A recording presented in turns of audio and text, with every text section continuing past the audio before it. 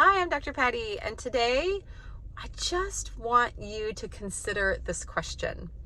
When you look at wellness and look at food, body, weight, and eating, one of the themes that we like to dance around in is how you were raised with food and who taught you how to eat. And a lot of times we have attachments to those things, and they're not to be diagnosed or pinpointed, but they're to be considered like, oh, okay, I associate love or connection or value or being seen with food in my body because of how I was taught.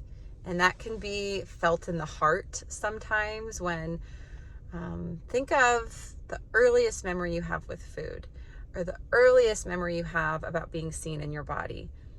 And what comes up for you? What comes up if you were to sit and close your eyes, say, what's your earliest memory with food? And it's a really fun consideration. And how does that play out in your life currently? Or does it? And what comes up when you consider your earliest memories of your food or your body or your weight?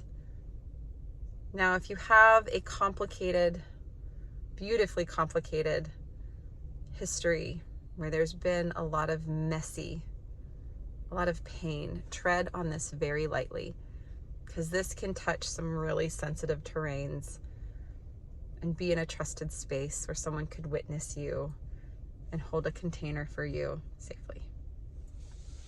Hope this helps.